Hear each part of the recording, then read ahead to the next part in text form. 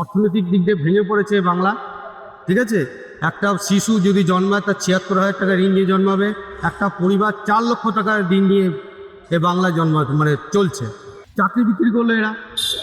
আমাদের জীবন কৃষ্ণ সাহা বড়োয়ার এমএলএ আমরা দেখেছি সে কীভাবে চাকরি বিক্রি করলো। তারপরে সে মোবাইল ফেলে পালিয়ে যাওয়া, এটাও আমরা দেখেছি। স্বাস্থ্যে জ্যোতিপ্রিয় মল্লিক রেশন চুরি করলো। এরকম সব জায়গায় চাকরিতে দুর্নীতি, চাকরি চুরি হলো।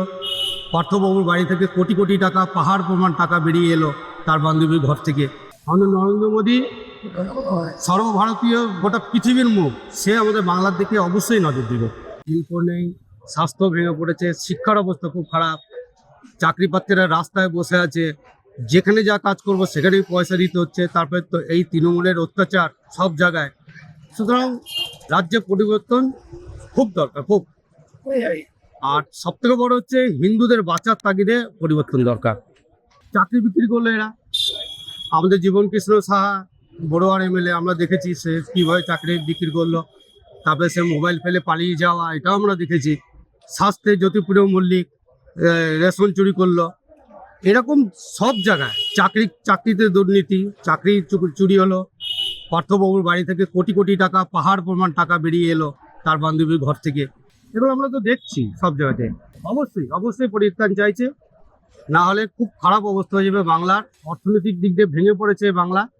ঠিক আছে, একটা শিশু যদি জন্মায় তার ৭৬,০০০ টাকা ঋণ নিয়ে জন্মাবে।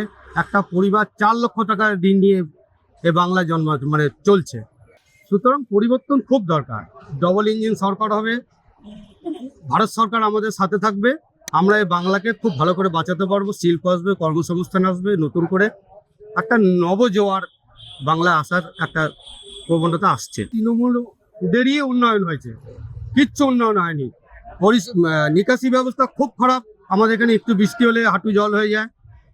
অনেক আমাদের এই যে 15 নম্বর ওয়ার্ড, 14 নম্বর ওয়ার্ডে অনেক গলি আছে যেখানে হাঁটা যাচ্ছে না, ড্রেনের জল রাস্তার উপর চলে আসছে। আমরা বাড়ি বাড়ি যাচ্ছি এখন পৌঁছাতে, সবাই আমাদেরকে অভিযোগ জানাচ্ছে। রাস্তা কয়েকদিন আগে রাস্তাগুলো সারানো হলো, পুরো ভেঙে কোনো রকম সেগুলো রিপেয়ার করে দেখাচ্ছে আমরা নতুন করে কাজ করছি। ড্রেনগুলোও তাই রিপেয়ার করে দেখাচ্ছে যে আমরা কাজ করছি। সুতরাং সেরকম কিছু হয়নি। তৃণমূলী নেতাদেরই যা অর্থনৈতিকভাবে ওরাই সমৃদ্ধি হয়েছে, বাংলার মানুষের কোনো উন্নয়ন হয়নি কিছুই। অবশ্যই আজকে দিন আসবে। আমাদের নরেন্দ্র মোদী সর্বভারতীয় গোটা পৃথিবীর মুখ, সে আমাদের বাংলার দিকে অবশ্যই নজর দেবে। সুতরাং বাংলার উন্নয়ন হবেই হবে।